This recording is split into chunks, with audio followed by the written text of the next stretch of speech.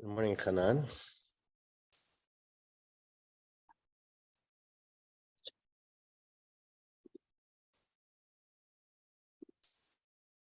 Change her name to Nava. Good morning. It's a little bit of a tricky daf to decide where to stop because it goes really to the Mishnah, which is half of tomorrow. So, but I want to leave some space. So we'll see what happens. Let's see where we go.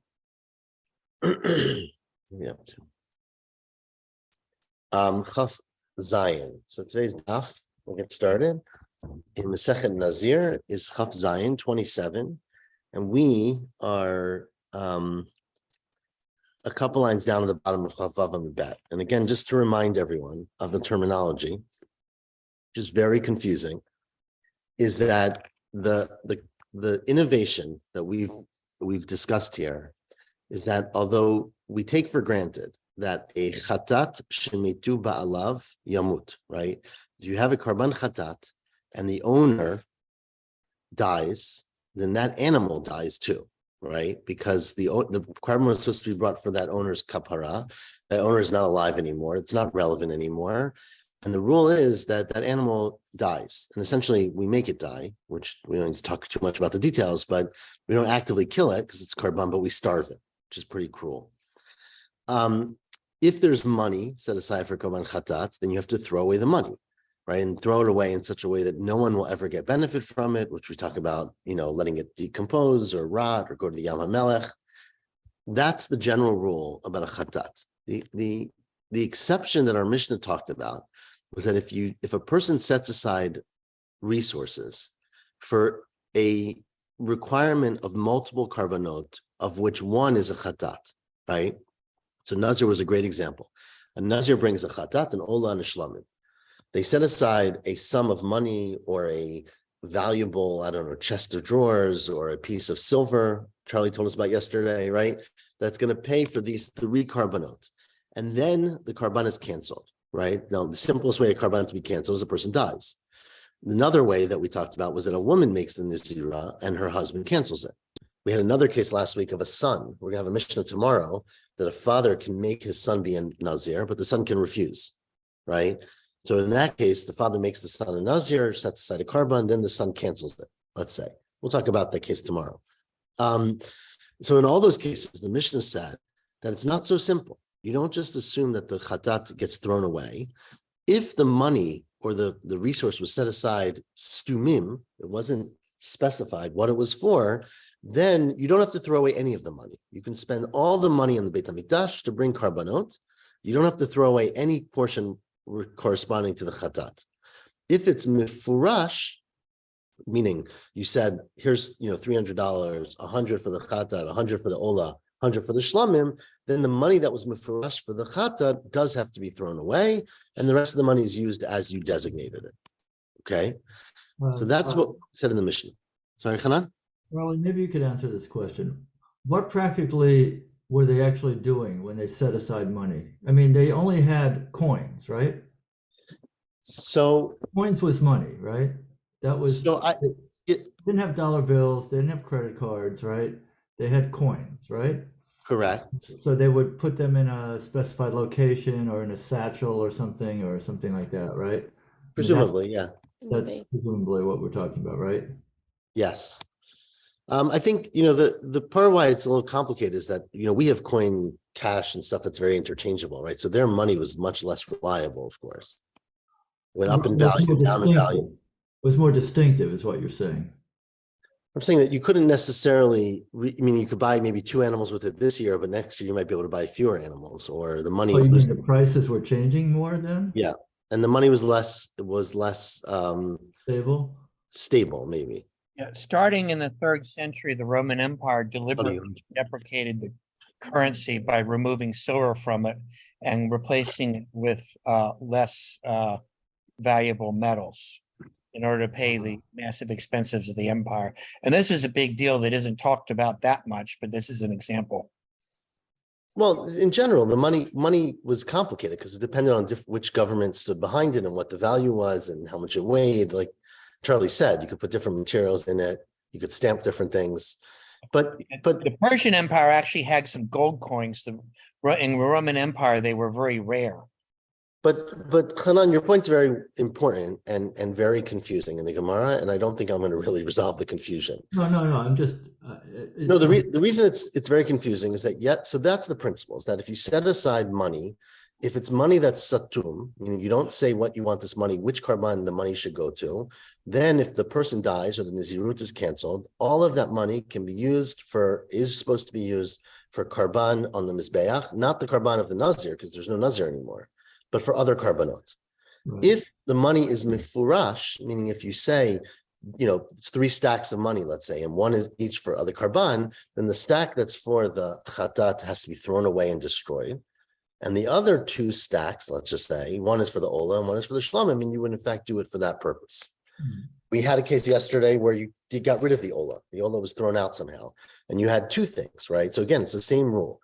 If there's money for chatat and a shlamim, and it's stam, satum, then you can use it for any karbanot. You're supposed to, if the nazirut is canceled. If it's mifurash, then the money for the chatat gets thrown away. The money for the shlamim gets spent on a shlamim. The reason it gets more complicated is that yesterday we introduced that this rule, there was a machloke yesterday. Does this rule apply to anything of value, or does it only apply to money? Now, it's not clear why it would only apply to money. The easiest answer, which I learned when I was in yeshiva, is that that's just the way it is, right? It's always a good answer in yeshiva. So it's halacha Moshe miSinai, and that's how the rabbis made it. That's how Moshe made it. I don't know. That's how it came. Meaning, what was the question yesterday? What if instead of setting aside money, the person set aside animals, right? And said, these 3 animals are set aside for my responsibility, right? So first we said, well, it depends. If the animals are actually karbanot, then there's no question, because the animal that you use for karban chatat is not the same animal as a karban olah or the same animal as a karban shlamim, right? The animals are different animals. So there's no question that which animal goes for which. Even if you don't say that I want this animal to be for my chatat, the fact that it's a female keves or kivsa, I guess is an easier way to say that, means it's a chatat. And if it's a keves, which is a male, it's an ola. And if it's an ayol, bat shnatayim, but the second year, not shnatayim, ben shnato, I guess, that's the shlamim, right? So there's no question. So he said, well, we're talking about an animal that's a balat mum, right? So meaning you took an animal that was not ro'oi from the mizbeach. You took a cow, right? A par, let's say, which is none of these karbanot, which has a mum. And you said, I want this par to be the value for these things, for these karbanot. Now, a par, of course, is something that has a very frequent market value. You go to the store, you sell your par very easily, relatively speaking.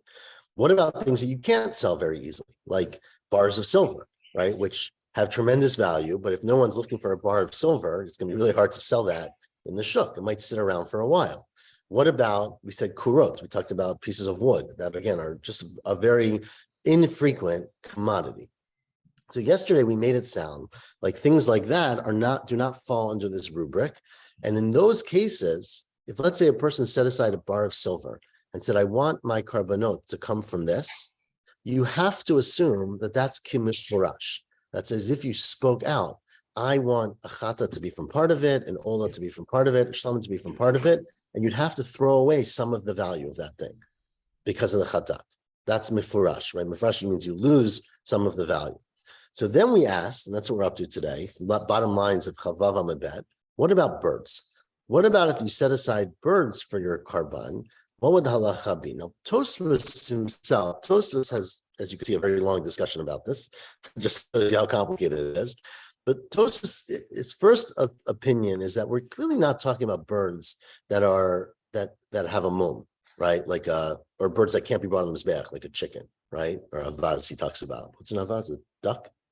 Right? That like it can't be a time where you set aside a bird that has value, right? You can sell a duck in the store, but you can't bring it on the mizbeach, because that would be the equivalent of a behema balat mum, right? It's very easy to sell birds, well, easier than selling animals even. They have tremendous value. And so whatever you say about an animal that has a mum, what you would say about a bird. Tosfos says the case here is talking about a bird that is ra'ui to be brought on the mizbeach. So it might itself be a karban, but unlike the animals of a nazir, where there's a different animal for the chatat and the ola, when you bring 2 birds to the mizbeach, they're shnei torim or shnei b'nei yonah, right? They're not distinct. The exact same bird can either be a chatat or be an ola. And so the question is, let's say with birds, according to what you said yesterday, that this only applies to animals and money, or let's say money, it shouldn't apply to birds. And with the bird, you basically would have to assume that it's kimufurashim, that it's as if it's spoken out that one is for chatat and one is for an olah. Now we don't know which one is which, in which case means you have to kill both of them, let's say, or at least kill the value of one of them and say the other one is the other thing. But one of them is spoken out as a chatat. And the problem is that this next braita seems to contradict that. So ask the Gemara now. Hachanami, 4 lines from the bottom. If you're going to say it's true, then in fact birds are kimefurashim dami, right? Elaha de Amar Rav Chisda. What about the following statement, quote that Rav Chisda made, which is Ein hakinim mitparshot. When you remember, a person buys 2 birds for a pair, one is a chatat and one is an olah. This is actually a braita. Says the braita, you can only specify mitparshot, meaning mifaresh, which one is the chatat and which one is the olah. Either at the time of purchase, so when you buy it, you say, I'm designating the fatter one as the chatat. And like I said yesterday, it would be very good advice to put a string around the leg and designate it, because otherwise it's very hard to remember. Or at the time that the kohen themselves bring it on the mizbeach, but nothing in between, right? And that's the question here, is that if you can't designate it in between, so then why would you say that a pair of birds is kimefurashin, meaning say you set aside these birds and say, I want to bring these birds for my karban, then you die, right? And we don't know which one is a chatat and which one's an olah. But according to this, right, it doesn't matter, because you can't designate one as a chatat and olah after the time of purchase. So why would you have to throw away one as being a chatat? There's no possibility of designating one of them as a chatat at any point after the purchase before you died, right? So amai, hamaot gmurimla, right? Sorry, hamaot gmurimla. We learn out from ma'ot. And basically, when you look for ma'ot, these should be considered to be non-ma'ot. They're not money. So if they're not money, then how in the world can it be that they could be designated at some point after you bought them to be a chatat or an olah? So that was the question. Amarle, so he said back to him, Utamech, I don't get it. According to your reasoning, again, the language is very unclear here. But Utamech means your reasoning that you basically say, potentially, that any time you have something that's not money, it's considered to be mifurash, right? What about the following Mishnah? It's not. Rabbi Shimon ben Gamliel Omer, right? Rabbi Shimon ben Gamliel said, Havi shalosh behemot. Let's say a person is a Nazir, or it could be other things too, but let's say a Nazir, and they bring to the Mizbeach, they set aside 3 animals. Velo piresh. They don't say which one should go for which karban. Says Rabbi Shimon ben Gamliel, it doesn't matter. Haruya the chatat, the animal that's appropriate for a chatat, tikrav chatat. The animal that's appropriate for an olah, tikrav olah. The animal that's appropriate l'shlamim, tikrav shlamim, right? Says the Gemara, why? Amai. Why is that the case? You said that an animal is not as if you spoke it out explicitly, right? So why in the world would you say this animal has to be brought for this purpose if animals are not considered to be explicit? Now, of course, this doesn't make any sense because they're different animals, right? So even though you were not mifureshet, you basically, the animal that's a chatat is not the animal that's an olah, it's the animal that's the shlamim. So there's really no question, but many understand this is somewhat rhetorical. Now, obviously, Tosfos goes through it for a long time, that basically is saying clearly there are exceptions to the rule that an animal is considered to be mifurash and only money is what's considered to be satur, right? So clearly there seem to be exceptions to the rule. And why don't you say that this is one of the exceptions as well by the kinim? So Amar Le says, well, the reason we don't say that by the kinim is hatam, by kinim, v'lakach v'asa amar rachmana. The fact that the kinim are designated specifically at one time or the other, but nowhere in the middle, is not really relevant to this whole discussion. Because kinim are not, it's not because it's an animal and an animal can be included or not included or ro'oi or not ro'oi. It's because there's specifically a pasuk in the Torah, 2 psukim, that talk about l'kach, you take your birds and you make them, l'kach shtitorim, v'asa, which is talking about the kohen, right? So the owner takes them, the kohen does them, and those are the only 2 times, ib'l'kichat ba'alim, ib'siyat kohen, the only times that you're allowed to designate that a bird again, a pair of the birds, that one is an ola, one is a chatat, is at one of those two time periods. At the time that you buy it, or the time the Kohen brings it, not in between. Meaning, if you buy two birds, you don't designate them, and then a week later you're looking at them in the cage and you're like, I think that one should be the chatat. It doesn't matter. You don't, even though you're the owner and you're bringing the karban, you cannot designate one as the other. You bring them to the Beit HaMikdash, and it's entirely up to the Kohen. And so that's a specific limitation in birds, in groups of birds. Like you just said, this is chata, I'm going to kill it. No, so you give them to the Kohen, say, I'm bringing these for my karban, and you decide which one is which. Yeah, but then you have to kill the chata. You kill both. I mean, the chatat and the olah are both killed, but they're killed differently, and different parts go on the mizbeach. So hachanami says here too. Mi matzit amrin hadein chatat tigrav olah. Right? What are you going to say here? That you're going to say by birds, you can say you can't designate one or the other. That's based on the pasuk. But by animals, you can't mean these three animals are Shimon Gamliel's case. You obviously can't say the same thing, that there's no designation, right? What are you going to say? That you can bring any animal you want for the chatat, any animal you want for the olah? You can't. The animals physically are not ra'ui for that, right? What are you going to say? What are you going to say to either to the Kohen or to yourself? That hadein chatat tigrav olah, that this animal that was, we thought was going to be a chatat should be an olah. Hacha nekeva, hacha zachar. They're different, animals. One's female, one's male. And therefore, there's no comparison between what happens with designating the birds and designating the animals, because it just physically doesn't make, one is based on a pasuk, which says you cannot change the status besides in the beginning or the end. And one is based on actually what the animal is in front of you.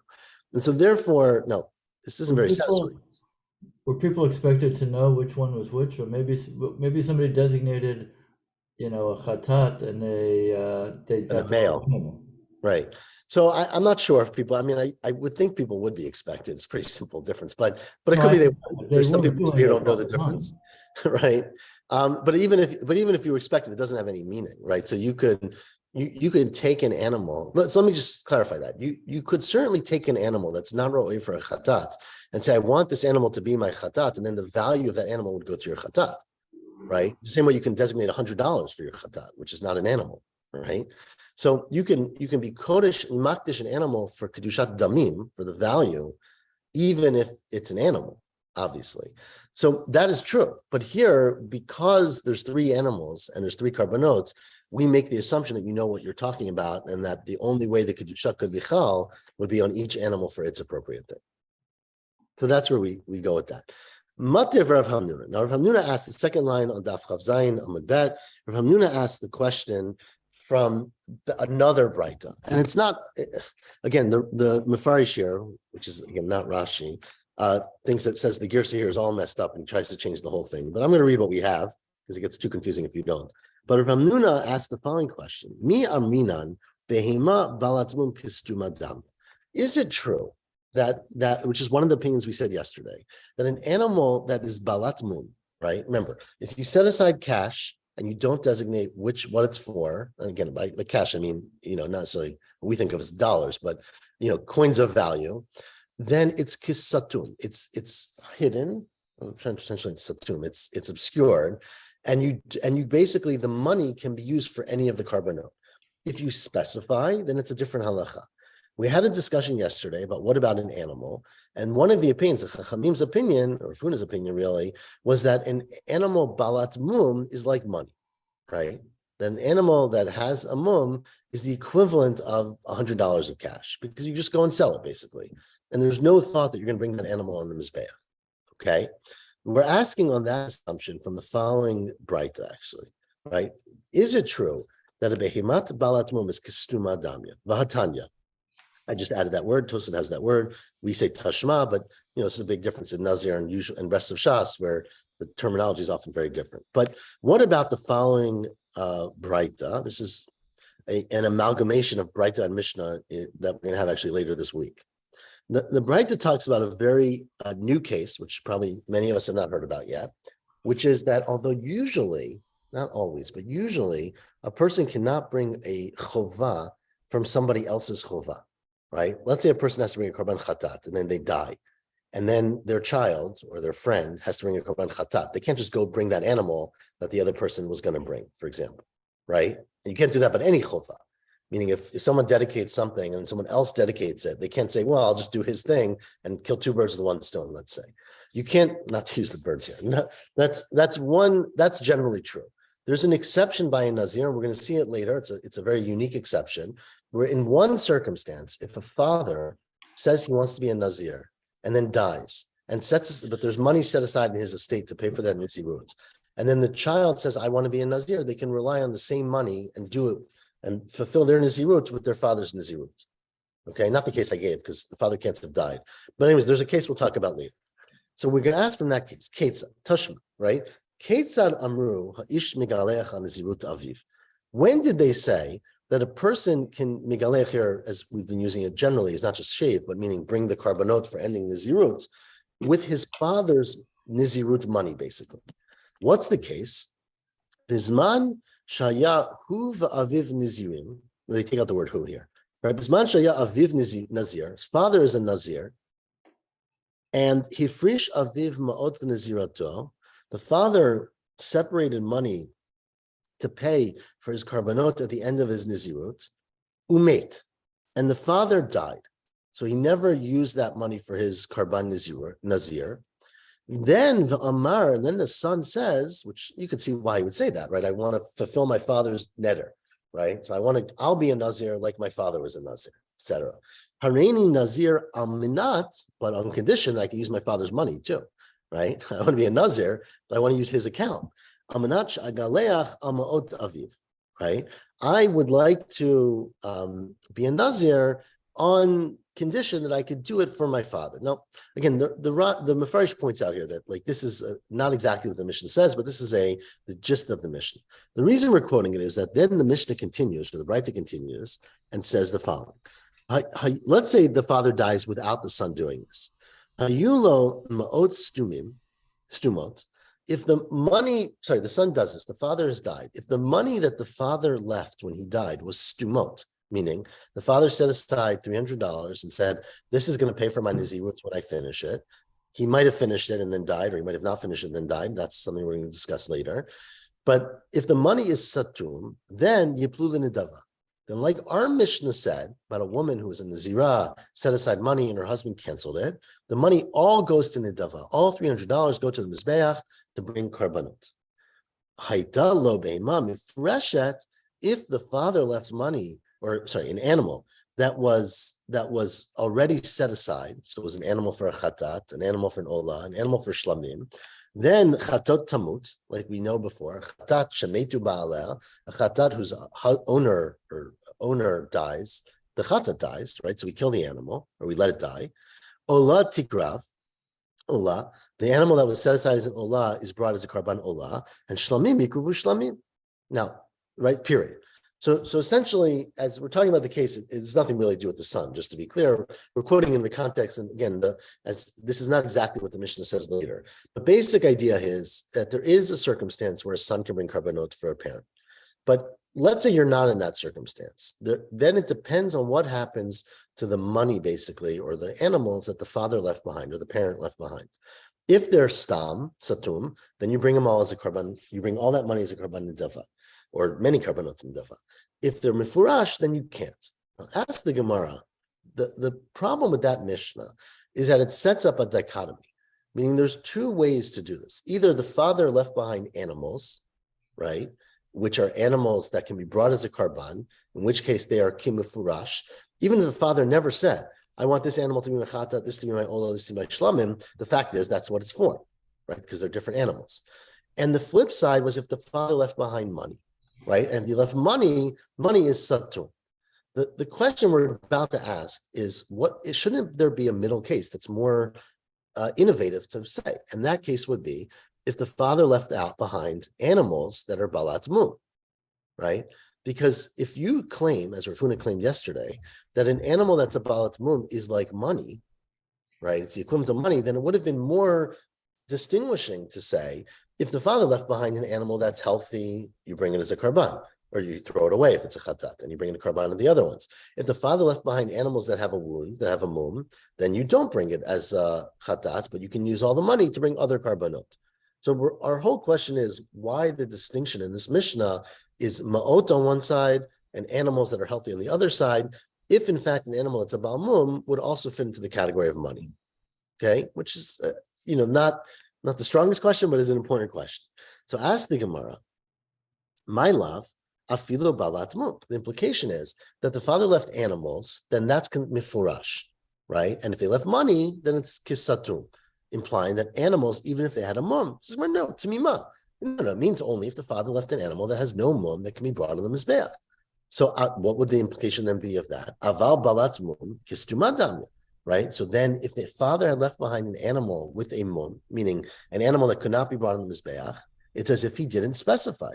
So then my arya ma'ot, right? Why would you then say the two cases, one where the father left cash and one where he left an animal? Why don't you specify within animals? Lema, why don't you say the following? If the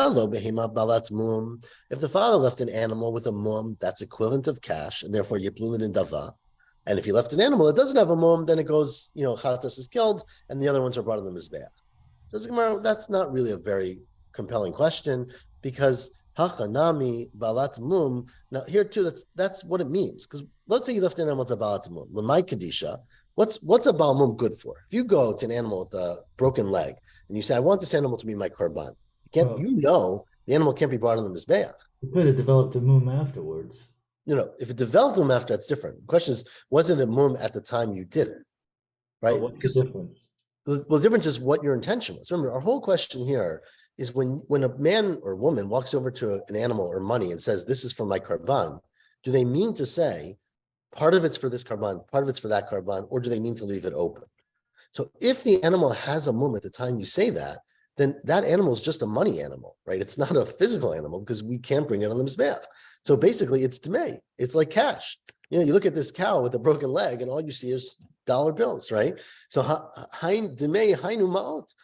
An animal that's a balmum is the same as money, meaning there's nothing innovative, according to Rafuna or according to the Gemara, about saying if you leave an animal with a mum, it's one thing. If you leave an animal without a mum, it's not another thing, because everybody understands that an animal with a mum is essentially leaving cash.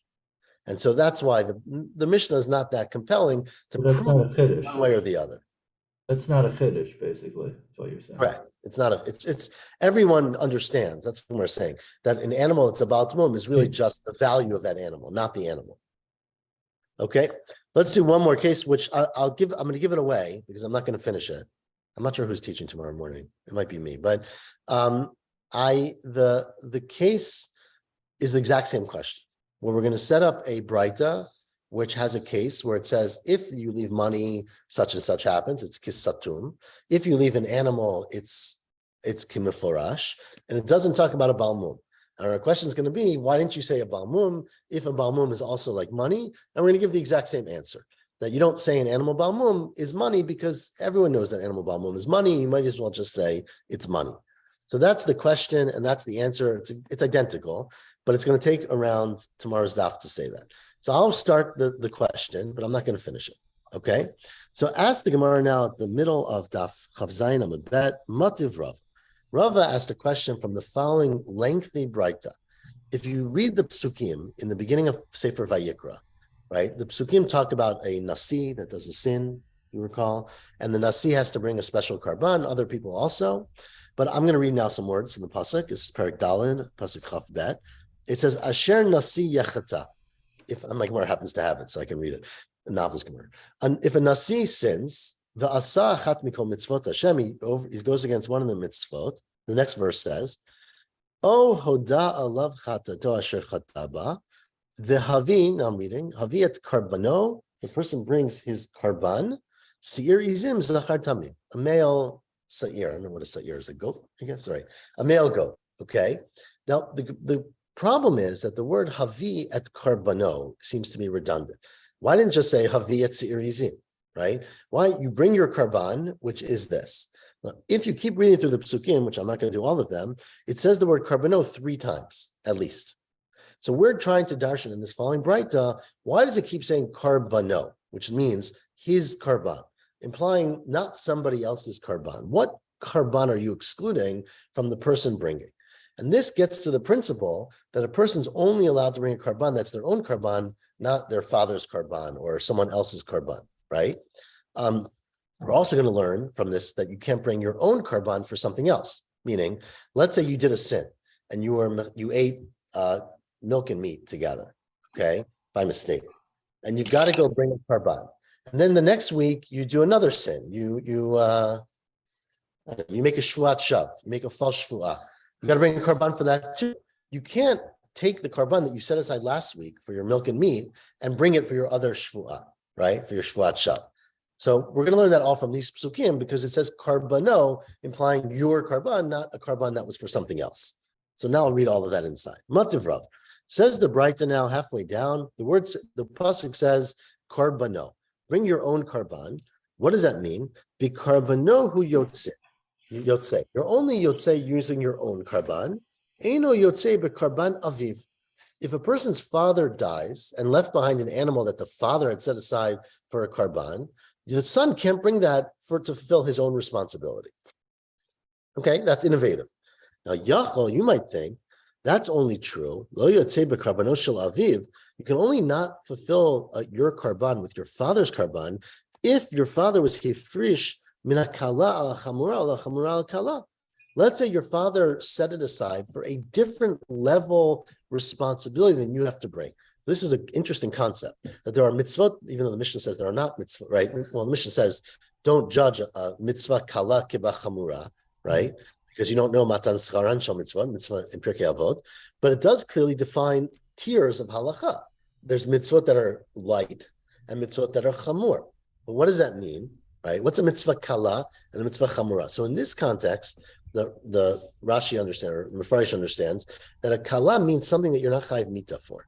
Something that if you did wrong, the court would not punish you, but you still have to bring a korban chatat, like a shvuat shav, like a false shvuah, right? If you swear falsely, you bring a karban, you might get makot, right? But you don't get killed for that. But if you are mechalal Shabbat, for example, you're chayiv mita, and you bring a karban if you do it b'shogeg, right? So that would be chamura. So there's kala and chamura. So you might think that the only time you can't use your father's karban is if the karban was set aside for a different class of avera, either a strict one or a less strict one, that you can't go between classes, right? You might have thought that. Aval. The same korban though, right? It's all chatat, yeah. It's the same korban. Aval, where am I? It's Min hakala chamura chamura kala. Aval yotzei b'karban shefrish aviv min hakala kala. You can use a karban that your father set aside if it's the same class. If it's a light mitzvah to a light avera to a light avera, or min chamura chamura. So you might have thought that. That's like sort of the first level of what you would have assumed. Talmud lomar karbano. Therefore, the pasuk says the word karbano, your own karban. Karbano b'karbano yotzei v'ni yotzei b'karbano shel aviv. That's the first level. Now, the next level is Yachol. You might think, okay, lo yotzei b'karban aviv. You cannot use your father's karban bibehema shefrish. That's if your father set aside an animal, meaning designated this beautiful kivsa is going to be my karban chatat. Afilu min kala kala min chamura chamura. Even if it's the same class, right? Why? Sharei ein adam megalecha behemat aviv b'nezirut. Because just like by Nizirut, which we're going to learn later, and we've said already, you can't use your father's karban. If your father was a Nazir, set aside a karban and died, you can't use that for your own Nizirut. But what about if it was money? Right? What about if your father didn't set aside the actual animal, but set aside $100? You might have thought,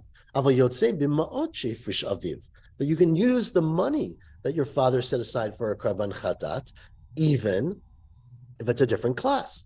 As we're going to see, as I said tomorrow, but we just mentioned, that if a father sets aside money for Nazirut and then dies, the son can, in some circumstances, use that money. So maybe if a father set aside money for a karban and died, the son can use that money for his own karban. Stumim, when the money is set aside satum, meaning you didn't say the money is for this karban or that karban, the father just set aside money in general. Avalom mifurashim, lo zman mifurashim. Talmulomar karbano. So a second time, it says the word, it's really a third time, it says the word karbano to tell you the karbano hu yotzei ve'ena yotzei b'karban aviv. Okay, so now I'm going to stop here, but I'm going to tell you just out again, because it's worth doing it again tomorrow, that the Braita will continue, and we'll talk about that. What about if the father didn't leave behind money per se, but left behind an animal with the mum, right? And that's where we get into this question, is an animal with a mum equivalent to money or not? The Braita is going to imply that it's not, that won't specify that it is. And they're going to answer that in fact it is, and that's going to be our answer.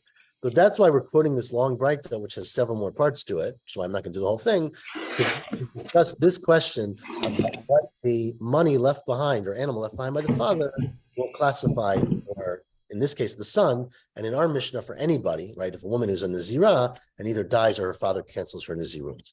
So we will pick that up tomorrow. I assume tomorrow 7:45 because it's a holiday or Yeah, not? I'm sure. Yeah.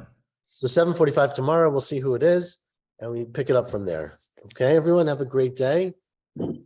Yasher Koach. Yasher Koach. Thank you.